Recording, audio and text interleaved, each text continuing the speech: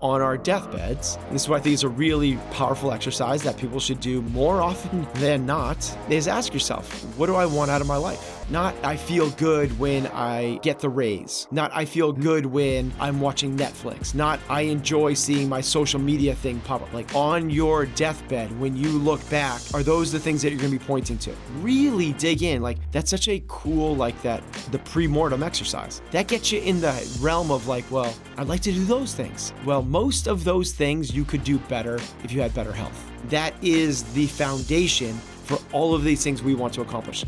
Hello and welcome to another episode of Chasing Excellence. My name is Patrick Cummings. As always, I'm here with Ben Bergeron. Every week on the show, we dedicate some time to exploring how we can live a life of better health and increased fulfillment.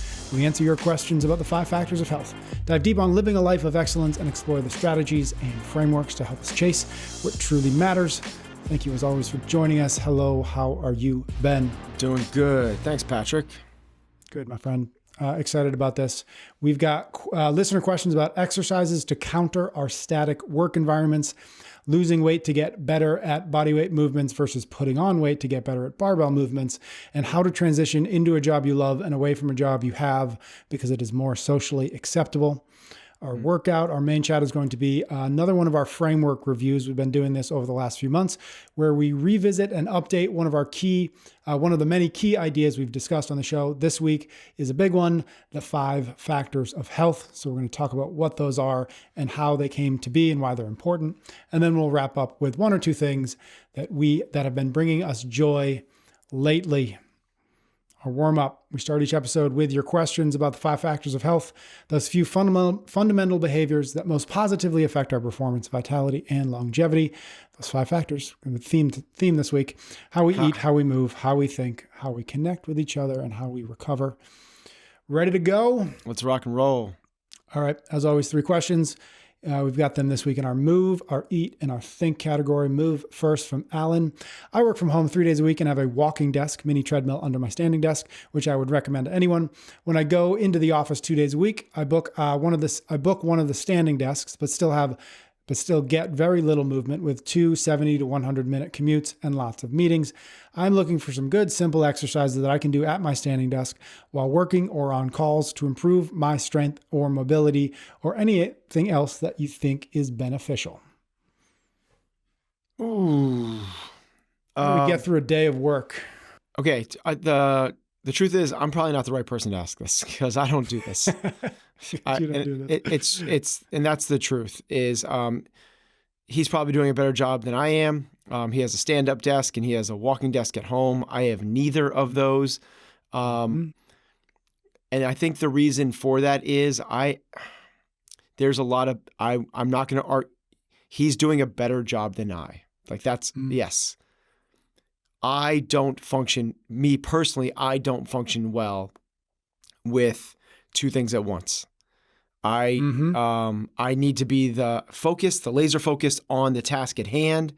And if Patrick's been in the room and like Heather knows this, but like I'll go like the 10,000 yard stare, which you're not even like, I don't even know anybody else is in the room.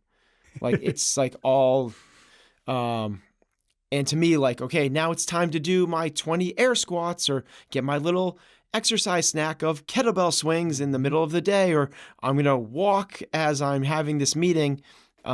It's just not my MO. And I'm not saying it's better. The way that this listener is doing it is better because they are getting more movement and activity throughout the day.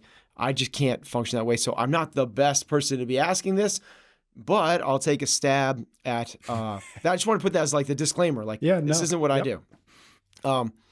As he said, like to improve my strength, my mobility, or anything else, I think is the way he worded it. Yeah, anything beneficial. That he can do that might be beneficial. You're not going to be able to improve your strength because improving strength requires, in terms of like the real true definition of strength, in order to do that, you need to be lifting some heavy external loads. You need to warm up for those things. So the strength one's kind of off the table. Now, if we're talking about strength endurance, that's something different.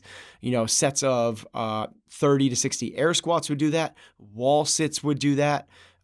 Again, the challenge here is you're at work and your focus should be work. And if you're out of breath, I feel like you're not going to be as optimal an employee. So essentially the question becomes, what can I do that doesn't take away from my work that is actually something? And you get back to like the walking and the stretching. Mm-hmm. That's really what I would say is the recommendation. Now, if you have little mini breaks where you could leave for 5 minutes, yeah, you could leave and go do a set of 15, 20 burpees. You could do a really quick 3 rounds of kettlebell swings and push-ups and air squats. And those are called like little exercise snacks where you're not doing a full workout. You don't need a big warm up, but you're going and you're kind of like getting things to move through your body. You're getting some of the good endorphins and getting the good hormonal response. And again, back to your desk, you feel sharp, you feel energized. You're more like a person in the wild than a person in the office. I think that's great. I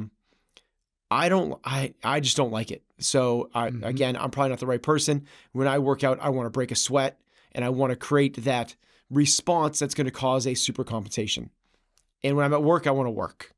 And I'm not the thing that's going to blur between the two things. So there's some suggestions, but I'm probably not the best person to lean into that. Yeah. I would maybe add one thing that I've played with before, and just thinking about this, the environment that he's in. One thing that he could work on, or we could all work on, is posture while at a computer, while standing, sitting, whatever. Mm-hmm. And so I've played before with like, I don't know what they're really called, like just posture correctors, where it's just basically like a strap you put around your shoulders and it kind of like sets your shoulders back. And I find that to be useful and helpful and something that you can do sitting, standing, on a walking desk, whatever, but is useful, is beneficial without being detrimental to your point, the ability to focus, the ability to you can even do that in a meeting. If you've got a jacket on over it, nobody would notice. They'll just notice your posture is a little bit better. But something like that to me is useful and beneficial without being distracting. Go work out, train, and or after work, go for a walk. During lunch, go for a walk. But we don't need to be doing these things all the time. Like, I get that. Yes, a standing desk is better than a sitting desk, for sure. But I don't know. I don't want to go crazy over the top with these things. Right. Got it. Okay. Next question we've got is in our eat category. It's from Robert. He says, I am a master's athlete that's been doing CrossFit for 2 years. I train 5 to 6 days a week and he put that in air quotes, try to add in some supplemental skill work on top. I focus on my macros and weigh 220. I've been seeing increases in strength, aka barbell work, but my overall weight has increased about 8 pounds in the last 12 months. Now, the skills I'm trying to focus on are my gymnastics movements, handstand push-ups, muscle-ups, chest to bar, etc. Should I reduce my calories, currently at 3,500, to lose weight and cut so I wouldn't be as heavy for those gymnastics skills, or keep building my strength and stay with that caloric load? I'll do this one.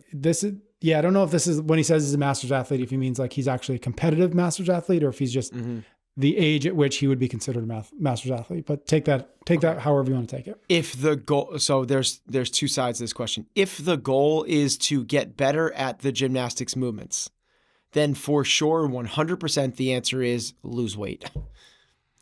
Nothing that you do as a 220-pound athlete gaining strength is going to improve your gymnastics at all.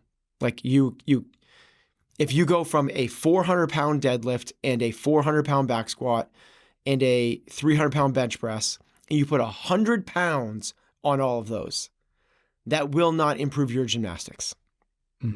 If you're a 220-pound athlete and you get down to 195, that will improve your gymnastics so massively in such a period of time, you won't even know who you were before. So 100%, if your goal is to improve your gymnastics skill movements, first off, it takes practice. Skill takes practice. That means not doing them in conditioning metcons. It means doing them outside of that. Full rest, you're working on the skill. And the second part is, if you only have to move 195 pounds as opposed to 225 pounds, it's a no-brainer. The equivalent would be like, why don't you try and work on improving all of your strength numbers by 20 pounds, but put a 20-pound vest on. It doesn't get any better. So you've gained 8 pounds over the last few months. I would work to take that back off. Now, there's a big asterisk next to this whole thing. which is, are you trying to improve your gymnastics movements? Or are you trying to improve your performance overall? Mm-hmm. And that's a little bit more of a deeper question, because as you start to lose weight, you have to take note of what's happening to all of the other performance metrics that you have. And from there, you need to find the happy medium. In terms of the actual specifics of should I reduce my calories from X to Y, that's what I would start with, but I can't really tell you even that, because you just said you gained 8 pounds. Like, what were you at before? What are you doing now? Like, have you not changed? Like, so there's some other variables there. So the ones that I can answer, if your goal is to improve your gymnastic skills, losing weight will help. That's why you see no one in the Olympics doing gymnastics over 200 pounds. It doesn't exist. From there, the next one is, if your goal is to improve your overall performance as a master's athlete, there are other factors and considerations that go along with that, and most notably your other performance things. If you do that, but your 2K row goes from 7 minutes to 7:45, we have a conversation. If you lose the 8 pounds you had and lose another 4 or 5 pounds, and your 2K row doesn't change, and your clean and jerk doesn't change, and your back squat doesn't change, well, you're a more formidable competitor. That's just the way it goes. Take it. All right. Last question we've got is from Jose. It's in our think bucket. He says, overachieving physician here. Later in life, I realized I was doing a lot of things to please other people, family, society, etc. Most recently, I found my love in coaching CrossFit and really helping people in the gym. Any suggestions for resources or advice for finding peace with myself and my environment in order to move from a physician frustrated with the system to becoming a CrossFit coach, from a conventional and more societally accepted career to a less conventional one? First off, that's awesome. Like, there's a lot, he's finding a lot of happiness and a lot of fulfillment helping other people. It's different. Skiing is different than being a full-time ski coach. So this might be the type of thing, because it's a nice outlet for you. I'm saying, like, as a different thought experiment, do you find so much joy in fulfillment because it is so different from what you're doing from 8 to 10 hours a day, that you go and do this other thing, and it's a breath of fresh air because it's not your job. And it might be the type of thing where you found something that supplements your career incredibly well. And what I'm saying is, going and turning it into a career might flip that thing upside down. I'm not saying, man, like, I would want nothing more than the people that listen to this thing to become, coaches and help do exactly what I'm trying to do and I found so much meaning in. And if you can find the thing that looks like work to others but feels like play to you, credit Naval Ravikant for that, then I think that there's nothing better we can do than blur the line between work and play, because if you do that, people can't compete with you because you're just going to be doing it all on your free time and you're going to love it. Like, that's phenomenal. But I would always go into these things with eyes wide open. And part of that is realizing that what you do for an hour a day is very, very different than what you're going to do as a full-time career. People love to cook for their families. That doesn't mean that they should open up a restaurant. Because when I think that we all romanticize, like the biggest one is like a bed and breakfast. Like, I love hosting people. I love having people over. But when you run a bed and breakfast for or I love gardening. That's very different than doing your full-time career as a farmer. Like, it just changes things. So just go into it with the idea of the full picture of what this looks like as a career, rather than as an alternative to your career that you do for fun right now. You have anything to add to that? You must have. Like, this is it makes me think of something that Cal Newport talks about. Cal Newport's the author of Deep Work and Digital Minimalism, and he's got a new book called Slow Productivity. But he talks about something he calls career capital, which is this idea that as we develop skills, as we have experience in the workplace, we can carry that with us as we move throughout our career. And I think one of the things that Jose feels like, and I think about it because of what your answer, which is like, I'm not happy here. Let me go do that thing. That thing must be better than this thing. But what you actually lose is what Jose is actually losing is career capital. He's effectively starting again something and losing and letting go of something he's clearly put a lot of work, time, energy, effort, skill, talent into. And so what I would say, what I think about, because I agree with you that first, make sure that this isn't just like a nice hour, 2 hours, 3 hours a week that you can just sort of decompress from work.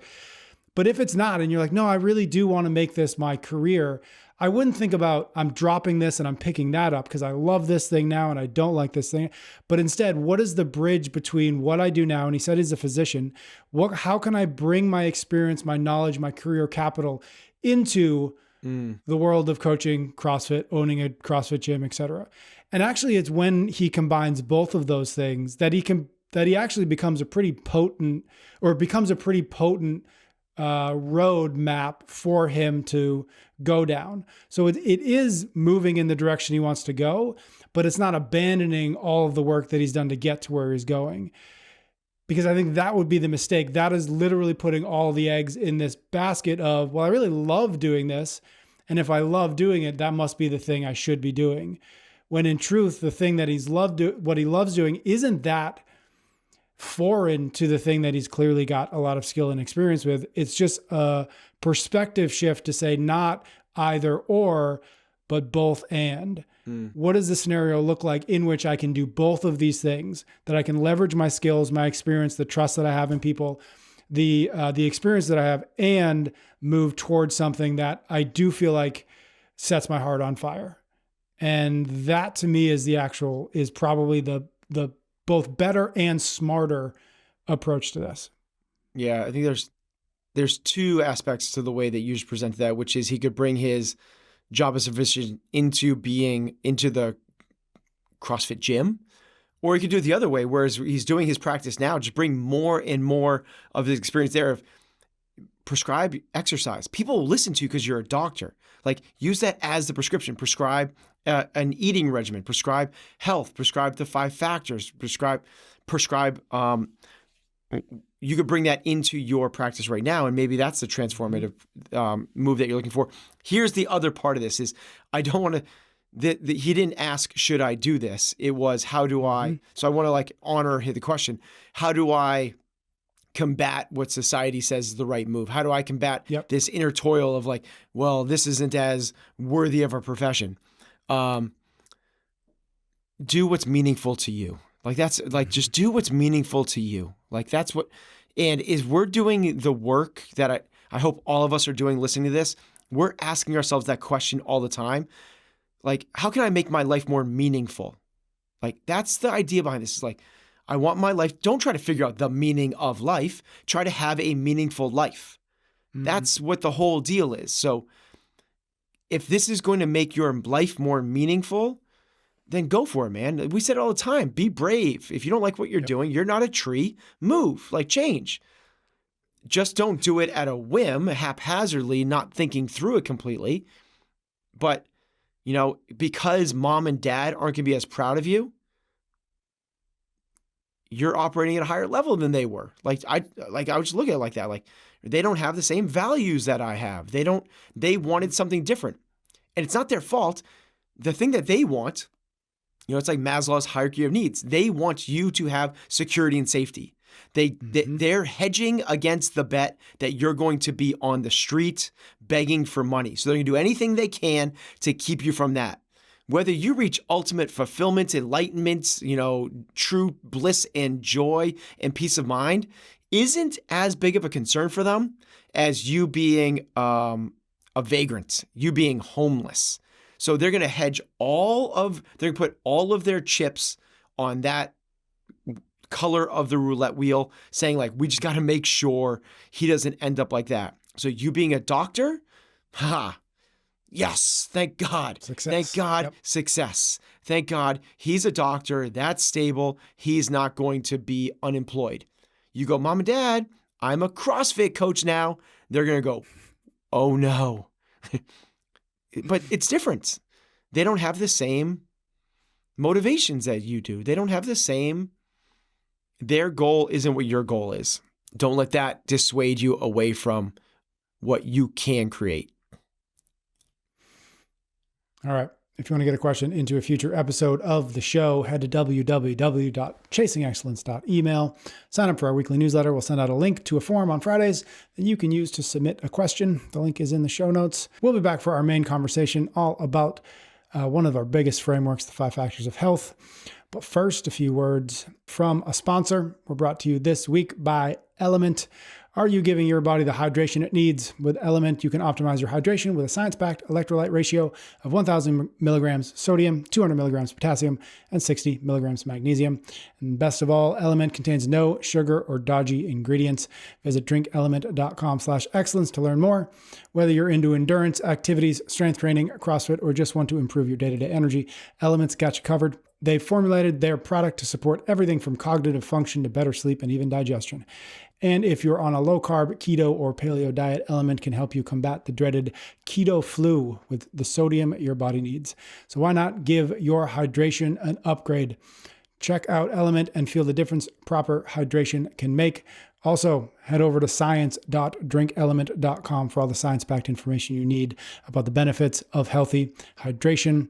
Remember, your body deserves the best. Hydrate with Element. We're also brought to you this week by Cozy Earth. My friends, this isn't 1994 anymore. Hey, that rhymed. Didn't do that on purpose. We can no longer pretend that sleep doesn't matter. We need it, we want it, and we want it to be better. That's where Cozy Earth comes in. Head to cozyearth.com and use the code EXCELLENCE for a whopping 35% off the most comfortable bedding you will ever find.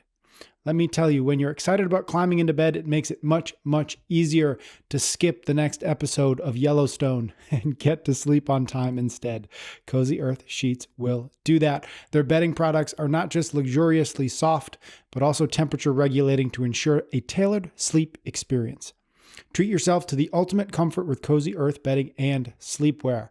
Do yourself every favor imaginable to get to bed on time and start at cozyearth.com. Use the code EXCELLENCE to get an exclusive 35% off your purchase. Cozy Earth has a 100-night sleep trial and 10-year warranty on all purchases. That's a decade of unparalleled comfort and support. CozyEarth.com. Use the promo code EXCELLENCE for your exclusive 35% off. Remember, with Cozy Earth, you can upgrade your nights and transform your days. Our workout this week, as we've been doing, we've done this 2 or 3 times, reviewing, revisiting, updating, evolving some of the bigger frameworks that we have talked about and talked through over the many years of this here podcast. This week, we're going to talk about, of course, one of the big ones, the 5 factors of health. Specifically, and I'll just kind of tee us up here and then we'll go where we want to go. But specifically, I want to talk about the first principles of each one of those 5 factors, something that you talked about a few episodes ago now. You sort of ran through those first principles. So I want to unpack each one of them, why first principles matter, etc. But to take one step backwards, I think I wanted to start this conversation with, I'd love to get a kind of an updated version about why, we started the show Chasing Excellence. For folks who've been listening for a long time, they kind of know the evolution of what we mean by excellence, what we mean by chasing. But there is, if you maybe haven't been listening for a while, I can imagine there's a slight dissonance between this idea of excellence and all the things that means. And they keep talking about health. They keep talking about these 5 factors of health. And so I wanted to start, as we get into chatting about the first principles of the 5 factors, how do these things live together? Why, in a conversation about excellence, do we spend so much time, and in our lives, do we spend so much time, energy, and effort thinking about, talking about, trying to better our health? Yeah. So as we just talked about earlier in the show, the idea here is excellence as our definition of excellence has morphed and changed from achievement, trying to be the one, literally the one in the world that could do something, right? To be the best possible gym owner in the world, to win the CrossFit Games. That's like what I set my sights on early on in my career and said that's what excellence is. Like as you get to be closer and closer from the 5% to the 1% to the one, literally the one, that is the highest level of excellence. We've since evolved that to mean something very different. And, it goes right into my kind of personal vision statement at this point, which is to live a life of purpose, passion, balance, and poise. That's what I'm trying to do. And if I do that, I feel like I will have a well-lived life, or as I just said in the beginning of the show, have a meaningful life. We're all like, what's the meaning of life? It's like, screw it. It doesn't matter. Like, just go have a meaningful life.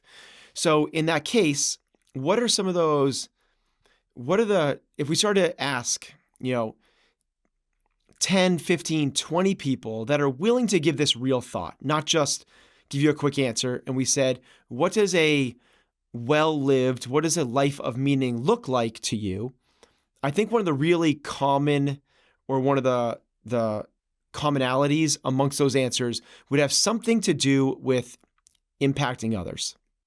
It would have something along the lines of, I want to be a role model for my kids. I want to have an impact on my community. I want to help make the world a better place in whatever small way that I can. But there'll be some form of that runs through all of those answers. If we want to pour into other people, we need to fill our cups first. We can't pour from an empty cup. Well, if we want to do that, what does that look like? Well, for me, it's a life filled with purpose, passion, poise, and balance. In order for me to do that, I need to be able to function at the highest possible level. This is where it comes into now we're talking about high performance. And this isn't about, the morning routine or, take your ice baths and red light therapy. And it's like meditate. It's just like, how do we get people to be able to stay focused on what matters and be able to give more to other people? Well, you having the highest levels of health allows you to have choices of where you pour your energy. If you don't have health, you only have one choice of where you can pour your energy, and that's back into yourself. You have to fight this injury. You have to fight you're in a car accident, you get thrown out the window and you're chucked 20 feet into the woods on a back road. The only thing you can focus on at that point is crawling your way back to hopefully have someone help and assist you. Because you're at death's door. You can't do anything else. You certainly can't help anybody else. So can we become the assets, not the burdens, where other people need to take care of ourselves? To me, the best way to do that is to focus on our health. And then it goes, okay, so we're kind of working backwards from the upside down pyramid. The biggest thing we want to do is have impact on other people, have a life of meaning. Okay, how do we do that? Well, I think if we live a life of balance, and we put some purpose and some fulfillment, and we put some poise, and okay, how are we gonna do that? Well, if I want to do any of those things, I really need to focus on filling my own cups. Okay, if I need to do that, then I need some health. Okay, so now how do we create health? Well, there's a handful of ways you can do that, but there's 5 behaviors, and that's what really becomes important here. There are 5 behaviors that we can take to take control of our health. There are other things that you can do retroactively once you've lost health. There are other things that you can do which I wouldn't call them behaviors. And that would be like advanced medicine, like medicine 3.0, right? Where you're going to do all this assessment and take these crazy supplements and see these doctors that are operating in the future with the nano robots and stuff like that. But okay, on it, accessible to most everybody, what are the daily behaviors that we can take to ensure we have our health? And that's where we get into the framework. It's what we talk about every single episode. It's what this podcast has morphed into, which is how are we going to use how we train, how we eat, how we sleep or recover, how we think, and how we connect with ourselves, other people, and nature to make sure that we're at least, that we're optimizing, we're creating the highest levels of health so we can, then you go back up the ladder, right? So that we can pour into other people. so that we can feel like we're living a life of meaning and purpose, so that we can, and it goes back up. So that's really where it sits in. I think that if we were to zoom out on our deathbeds, and this is what I think is a really powerful exercise that people should do more often than not, is ask yourself, like, what do I want out of my life? And not like because this makes me feel good when I feel good when I get the raise. Not I feel good when I'm watching Netflix. Not I enjoy seeing my social media thing pop up. Like, okay, but like on your deathbed, when you look back, are those the things that you're going to be pointing to? Like really dig in. Like, what are the things that's such a cool, like that, the pre-mortem exercise, not the post-mortem of like, the obituary type thing, but you like write your own obituary. Like, what do you want to say about your life? That gets you in the realm of like, well, I'd like to do those things. Well, most of those things you could do better if you had better health. To me, that is the foundation for all of these things we want to accomplish. Because again, if we don't have it, let's just take this, let's take the simple one. Like, big corporations are figuring this out. They want healthier employees because healthier employees are more productive employees. Well, we want to be more productive human beings in the production of our own meaningful lives. Health to me is the foundational level of that. So let's work on that. And that's where this thing fits into the whole overarching aspect of it. Love that. Okay, cool. So as I mentioned, first principles, I'm going to run down the list. And then I think we just take them one by one. In the move category, first principle, show up 5 to 6 times a week, and I'll show up to the gym 5 to 6 times a week. Eat category, eat real food. Think category, be curious, not judgmental. In the recover bucket, sleep at least 8 hours. And in the connect bucket, surround yourself with people who want to see you win. So let's use the first one first. Move, show up to the gym or show up to training 5 to 6 times a week. Talk about that one. Yeah, so I really think it's, if we were to take right back from the prescription of Greg Glassman put out for CrossFit, Yep. I mean, that was written right into there. It's like train 5 or 6 days a week. So I believe that this is not only are these the first principles, but these are the first principles that are written in order. So if you are trying to create a healthy life, I truly believe it is about moving your body. There are so many other carryover effects from you moving your body that help that really don't happen when you work this in a different order. So that's where it starts. Now, when we say it's train 5 or 6 days a week, and we have a prescription for training. Like there is a thing which is lift heavy weights 2 or 3 days a week. Combine body weight movements, cardio, and weightlifting in a fashion that gets you out of breath 5 or 6 days a week. And make sure you bring yourself through a full range of motion. That's really what we're talking about. And then I would add ... run. Like those are like, if you're doing that, then we're doing the 5 or 6 days a week thing. That's really when we say show up 5 or 6 days a week. The reason we say that is because that's the way we program for our training. And if people show up 5 or 6 days a week, they're getting it. They don't have to think about it. That's there. But if someone's creating this on their own, I don't think going out and running 10 miles 5 or 6 days a week is the thing to get. Is it better than sitting on the couch? Completely. It's not even an argument. I would take that every day of the week and twice on Sunday. It's like, it's not even like a thing. Same thing with, it's not just about getting as jacked and huge as you can and trying to deadlift 600 pounds and getting pecs the size of, my entire body. But is that better than sitting on the couch? 100%, absolutely, no questions asked. But if we're trying to optimize for longevity, if we're trying to optimize for what you feel like and operate every day, it is that way of training. And okay, so like you start to break that down. Like, why the lifting thing? That sounds kind of weird. Isn't it okay if I just do these Metcons? And the reason for the lifting 2 or 3 days a week is if we want to have a meaningful life, we want to have a life. We want to be around. The science shows, and I think we've shared this before, but if you fall down and break your hip after the age of 65, your likelihood of dying within a year goes up 30%. So bones matter. Okay, if bones matter, if we want to create greater bone mineral density, what's the best way to do that? And we've been told, and people go, oh, impact, like jump rope, run, like it's about the impact thing. That does help, but it's not the optimal way. Your bones don't actually get stronger from impact the way we thought they did, as much as they do from shear forces.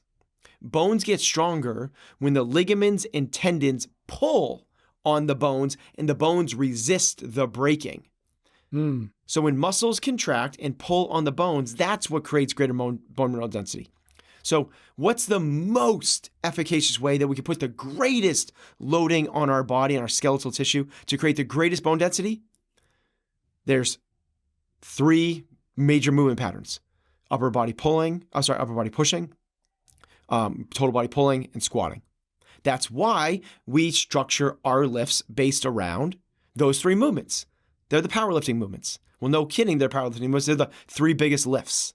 So then you go, oh my gosh, okay, I get it. Like that bone mineral, that's why that fits in there. Okay, so then you go into the same thing. You have the same explanation. We could do a whole podcast on just this one category, but it's the same thing for why run. Like, why not bike? Why not row? Why not jump rope? Why not for the cardio? It's like, why the Metcon? Why mixing those 3 variables? Why not just, do thrusters every day? It's like, and you start to see this framework of training actually does lead to the greatest health benefits. Take it.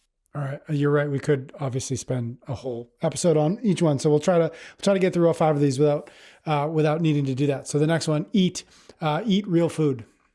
So this basically goes into like, the old adage of you are what you eat, and food is basically sending messages to your DNA on how to act. Like you're basically sending it. You're putting this stuff in your body, and that's turning into your body. That's really what's happening. You put a foreign substance that is created outside of you. You put it in, and that's what gives you life. If you do that with real food, meaning like if it grew out of the earth or had a mother, it's definitely real food. Now there's sliding. I'm not talking about like the difference of like processed and semi-processed and all that stuff. I think we have done big talks about that. And again, we could do a whole episode on that. But the idea behind this is just eat the stuff that, it exists in that Mother Nature. If Mother Nature made it, cool. If man made it, don't. Right? Mm-hmm. So that is the most nutrient dense. Your body is going to respond to the nutrients it's getting or the bad stuff it's getting. That's in then you start to go into the sciencey things like it affects the gut microbiome and all these, gabillions of little animals that are living inside of us and on us. And if we keep those guys happy, we become happy, aka healthy. Like if those things are healthy, we're healthy. So they operate off of real food. They've been around on this earth for a lot longer than we have. That's what they eat. They can't eat and live off of the manufactured crap. So that's what this is saying. Don't go to the crap, eat the good stuff. And it matters a lot. And I would say put this as the number 2. So now we have like, okay, it's what the doctors talk about now. It's what doctors talk about now. 30, 40 years ago, they didn't. But now it's like, you got to change some behaviors. You got to start exercising and eating better. They're probably not the ones that tell you how to do that, but at least now that's part of the conversation. So focusing on real foods. We don't even have to get into like, well, what about intermittent fasting? What about keto? What about carnivore? What about vegan? What about vegetarian? We're not even that far down yet. Like just don't eat the processed crap. Eat real food, whatever form it comes in. Got it. Think category. Be curious, not judgmental. So, we've done a lot. If there's another kind of framework that we've talked about a lot on this show, it's the hierarchy of mindset, which we have probably, if we haven't officially, we are in the process of, it's not the hierarchy, because you don't get there and stay there. And it's not like one is good or bad. That's judgmental. It's more the phases of mindset. And we're going to bounce through these things all the time. We're just trying to spend more time in a certain phase than we are. And we get into a certain phase, recognize it and come out of it. But it's normal to be in certain phases. And that is the phase of being a victim, a pessimist, an optimist, a realist, or a competitor. We used to call it being the warrior mindset. Well, what this basically means is if you're not a realist, you're kind of just judging things. You're judging things as good or bad. So what we're trying to do is get us out of, if that same spectrum was the sickness, wellness, fitness continuum, being an optimist is well, we want to be on the good, we want to be on the plus side of well, we want to be edging more towards the fit, which is being a realist, which is just accepting that there is, quote, good or bad in life. Like there's going to be things that are outside your control that you don't want to have happen. And basically what it comes down to is when things don't line up with our expectations, we judge them. And good or bad. Like I thought I was going to come in 20th place at the CrossFit Games and I came in 10th. So I'm so happy.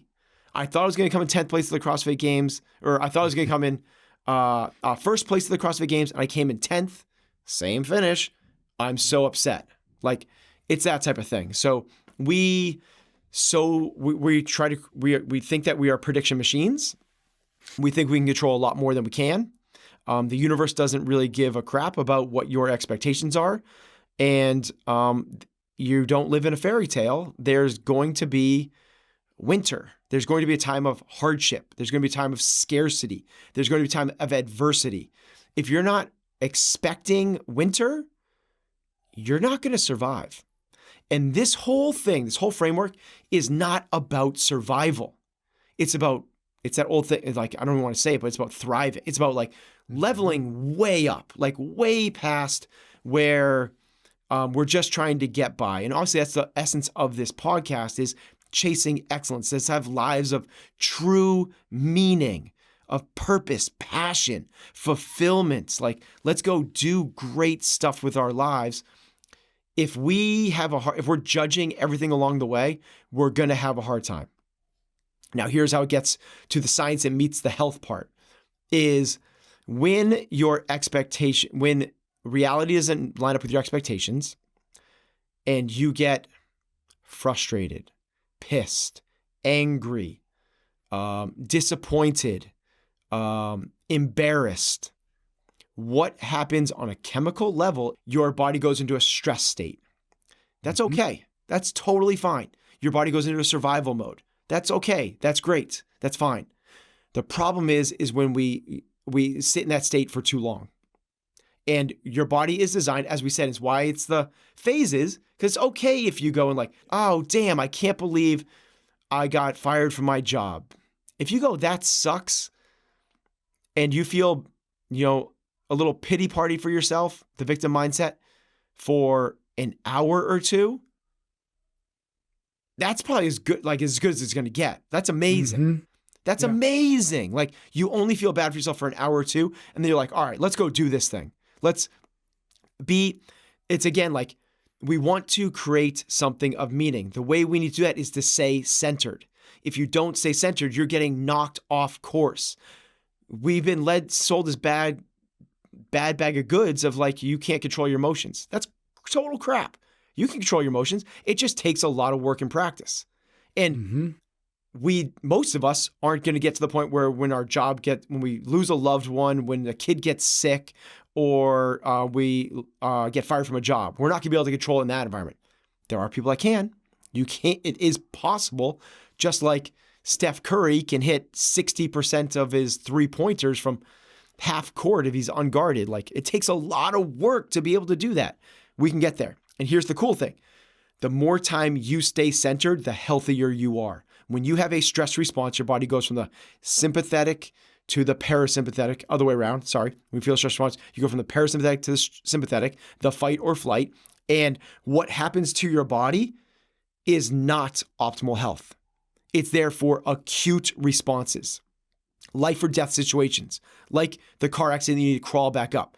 Adrenaline goes crazy, cortisol goes crazy, your pupils dilate and actually turn into cone shapes. You're in survival. Your blood leaves your torso, your midline, to go to your guts, to go to the extremities so you can move better, so you can crawl up the hill. Your immune system shuts down because it's like, hey, let's not fight these pathogens that might be inviting us. We got to put all hands on deck to try to crawl back to that road. The problem is when we hang out in that too long, and that's when we live in a state of constant judgment. So that's why, let's just be curious. Like, things happen. Cool. Okay, that happened. Wonder how I can respond to that. That's a curiosity. Always inside your control. I wonder if I can respond to this in a way that I might not have been able to a year ago. That's the curiosity level. Love that. Next one is the recover bucket. It used to be the sleep bucket. Sleep 8 hours, or at least 8 hours. So this is the next one that's coming into vogue a lot, like with all the stuff that Matt Walker's done, and there are people that come up on his heels promoting sleep. But basically the science is irrefutable at this point that, a really quick, easy one is, I'll give two. They took a study of college-aged kids that were healthy. I believe if they weren't like crazy active, I believe they were actually athletes in college. They sleep deprived them for 5 nights, and by the 6th day, they were all pre-diabetic. So the idea is otherwise very, very healthy. In 5 days, you can make someone pre-diabetic, which means that if they keep going, they're going to be diabetic, which means if they're going to be diabetic, they're going to have a whole host of problems, not be able to live the life we want to. So it matters. There's 2 nationwide studies done every single year with almost everybody, unbeknownst to them. When we have it coming up, daylight savings, when we lose an hour of sleep, when we lose an hour of sleep in the fall, the next day, heart attacks. This is crazy. It sounds like fiction. Like, this can't be true. It feels like you make it up. It feels like I'm making this up, even as I'm saying it right now. Heart attacks, when we lose an hour of sleep, go up by over 20%. How is that? Like 1 hour of sleep? Yup. Sleep matters. Here's the crazy part. In the spring, when we gain an extra hour of sleep, heart attacks go down by over 20%. I believe the numbers are actually like 21 and 23, but I can't remember it that well, so I say over. Yep. Sleep matters. Like, if you want to be around, optimize your health. And then there's all the other studies that have been done on the NBA players in terms of their performance when they sleep and when they don't. And it's an incredible, call it a performance enhancer if you want to, but that's what all these things are. They're all performance enhancers. So sleep matters. Last one, connect bucket. Surround yourself with people who want to see you win. Okay, the connection bucket actually has a few different things, but we simplified it to this to be the most meaningful of the 3. But really what it means is connect with yourself, connect with others, and connect with nature. So yes, there is a component of like get outside. That does matter for your health. It's for real. It's a point where there's been studies of just like looking at nature actually helps you. One of the ones we referenced on the story before is there was a project, a low-income project. One side faced the parking lot, the other side faced the woods, and they went back and studied the people that faced each direction 20 years later, and the people that faced the woods were so drastically more successful with their lives, healthier and happier as well. But there's a lot to all the Huberman stuff of sunlight exposure and all the rest. But then there's also connect with yourself. Understand, this is where the purpose, this is where this comes in, where the purpose of your life, understand what you want out of your life. What are your values? What does living the right way mean to you? So that's there as well. But we simplified it for the prescription to be the most, I believe, the most actionable and meaningful of those, which is, as you said, surround yourself with people that want to see you win. Now I'll go ... and add a little bit. Surround yourself with people that want to see you win, that challenge you, that coach you, that call you on your crap, but no drama, no toxicity, no gossip, just good vibes, positivity, and growth. That's what it's about. Like, can you find your squad? You know, it goes to the whole thing of like, you are the average of the 5 people you spend the most time with. Yeah, that's not just a saying. You are going to adapt to your environment more than your environment is going to adapt to you. So if you want to change, which is what this whole thing is about, if it's not change, it's think about, switch that word out for if you want to grow, if you want to better, if you want to evolve, if you want to find what you got to put yourself in the right environment. And yes, that means like the where you live, but really the thing that influences you the most is the people that are around you.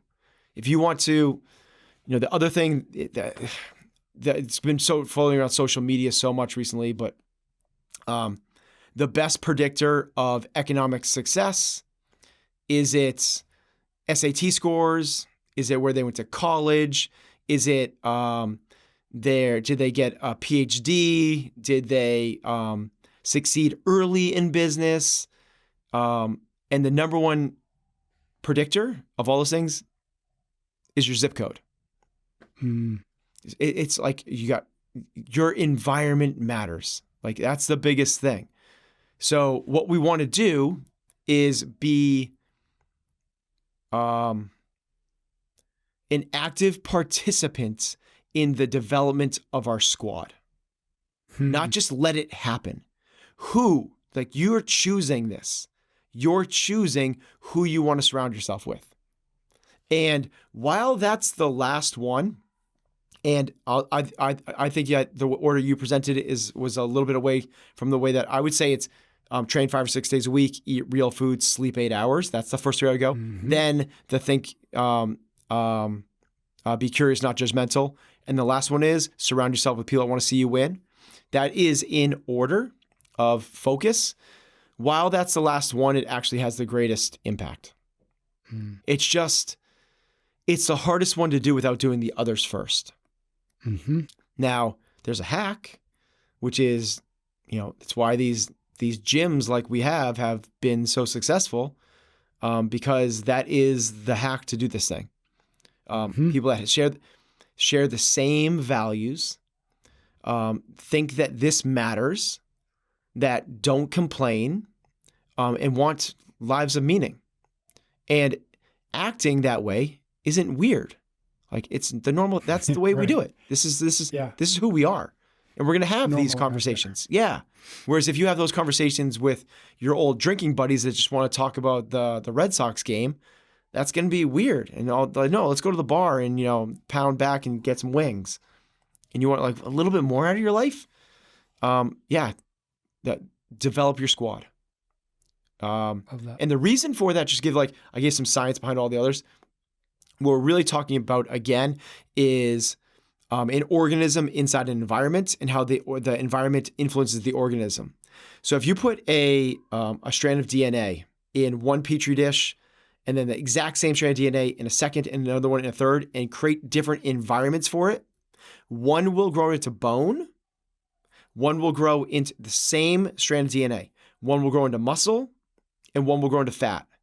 It'll actually turn into a different organism that is unrecognizable from the other ones. Completely unrecognizable. Is it nature or nurture? It's both. We've watched the twin movies and all the rest. It's not like it's just environment, but man, it is a massive outsized impact. The other way to think about this is these last two about think and connect, but you can lump those together as like, what are the greatest things that cause stress? So if you have financial stress, that's actually mental. Financial is a mental construct. That's weird. Sorry to take it weird, but it's a judgment thing. If you have marital stress, that's a connect one. If you have stress with your coworkers, that's a relationship one. If you have stress about your future, that's a mental one. If you're stressed about your past, that's a mental one. Like all of those go into that bucket there we divide that stress bucket into two of relationships and mental constructs. Last question I've got. First principles. Why are they so important to have figured out? Why are they so important to focus on why are they so important to maybe over-index towards, as opposed to any of the number of things that you and I know that you could stick inside of this move category, this eat category, this think category, like any number of things. Why these, and maybe more important, or not why these, but more importantly than these, what is the importance of understanding first principles and adhering to them? Okay, so as I lay those out there, it's so, once you hear them, a first principle should kind of fall into the category of once you hear it, you go like, well, duh, I knew that. Right? That's kind of what it should come about. Like sleep 8 hours. Everyone goes, yeah, duh. But instead of that, if I was like, hey, here's a new sleep hack I've come up with this new technology that if you wear this eye mask, it actually sends REM waves through your brain and will give you deeper sleep. You go, ooh, whoa. If you're not hearing first principle, it probably sounds a lot sexier. The first principle is the one that's going to move the needle. It is the thing that if we focus on, if we over-index on, everything else falls into place. And the reason that they're so important is because we're so freaking distracted by all of these things searching to grab our attention. And if somebody gets on social media and goes, here's what you got to do, guys. You got to eat real food and sleep. Yep. They're going to have no followers because it's so boring. But if somebody goes, listen, the trick is intermittent fasting. Don't eat your fruit before noon. Everyone goes, oh, what? Oh, okay. And then besides that, what you need to do is take this prebiotic for your gut microbiome so that you have this gut health. And then what you do is you want to implement that with every 3 weeks, you're going to do a keto blast. And if you do that while taking this supplement that is designed for, and I have people's attention. Like that's what that, but it's distracting. None of that is going to measure up with eat real food. Well, you sure about that, Ben? Yes. A banana has more probiotics than almost every probiotic supplement that's out there. Like it's real food. Like there's a reason for it. Like, oh, no, but I saw that this thing was infused with eat real food. It solves it. I have a really good friend who's an incredibly successful wealth management guy. And he came up to me one morning before our workout. We work out together, 7:30 on most days of the week. And he was warmed up in the back. He was on a bike. And I walk in the gym and he goes, hey, I got a question for you. So like I'm starting this protocol I saw. The guy seems really smart. And he told me he said that I shouldn't have fruit before noon. And my response to him was, he's my financial advisor. And I was like, Derek, I saw this guy that said I should be putting 20% of my wealth into cryptocurrencies. And he went, no, you shouldn't. No, that's not, no, you shouldn't. I was like, well, that's what that guy's telling you to do. He's taking this one thing that probably there's some anecdotal evidence for and shouting it from the rooftops of this is the thing. Meanwhile, that doesn't measure up to the principles that Derek, my friend, has been telling me since I started working with him, which are first principles, which are lower fees, diversify your investments, make sure you're investing and continue to contribute into the things that are going to, like 401k, maximize your 401k, maximize your IRA, make sure you're maximizing for tax benefits, and don't be emotional in the market. You do those things, and we're going to get you to where you want to be. What I need you to do, Ben, is don't get distracted. When the market goes down, don't be emotional. When you hear that guy saying, we're in COVID and you got to put all your money in gold, don't get distracted. Like, this is the same thing. This is why first principles are so important, because it keeps you from being distracted by all of those things that are so tempting. Like, I'm not going to lie. Like, when COVID happened, I was like, dude, massive inflation. I want to put my money in some gold. He was like, no. Like, no, don't do that. Now, if you want to put, 1% of your investment portfolio into that to play with it, cool. Derek, if you want to play with not eating fruit before noon, cool, but not at the expense of anything else. That's the big thing.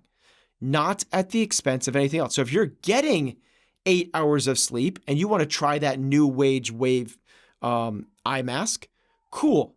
But don't think that if you're sleeping 5 hours a night, that's going to move the needle for you, like moving from 5 to 8 will. That is the biggest thing you can do. Just like I found this new training methodology. I found this new cool thing that has whatever it is that people are, I can do push-ups on handles that rotate now. I'm going to get jacked. Remember that? Yep, I do. Yeah. That's not, no. Train this way 5 or 6 days a week. Then from there, if you want to play with some push-ups on those things, cool. Like, yeah, okay, go play with that thing. But that doesn't supplement the first principle. And we always want to operate with first principles. Take it. All right, we're going to wrap it up there. We'll be back with a new shout out and spend a few minutes talking about a few things that are bringing us joy as of late. But first, a few words from a sponsor. This week, we're brought to you with continued support from Momentous, the official sports nutrition partner of CrossFit. Visit livemomentous.com and use the code excellence to enjoy 20% discount off your first order. If you're looking to improve your sleep and boost your overall health, Momentous is the perfect solution. Trusted by the world's best teams and athletes, Momentous understands the vital role sleep plays in our well-being. This understanding is reflected in their sleep pack, specifically formulated to promote relaxation and enhance sleep quality. It contains carefully selected key ingredients. Here's what Andrew Huberman, an advisor to Momentous, has to say about their sleep pack. Quote, there are supplements that can greatly improve the ability of most people to fall and stay asleep. The three main supplements in this category are magnesium, threonate, apigenin, and L-theanine. These supplements, when taken alone or in combination, help many people feel drowsy, fall asleep deeply, and wake up refreshed the next day without any grogginess. End quote. Crafted by top experts and trusted by the world's best teams and athletes, Momentous is creating products for all of us. So don't forget to visit livemomentous.com. Use the code excellence to receive 20% off your first order. Your sleep matters. Choose Momentous for a more restful night. Alrighty. Quick shout out. This is from Josh.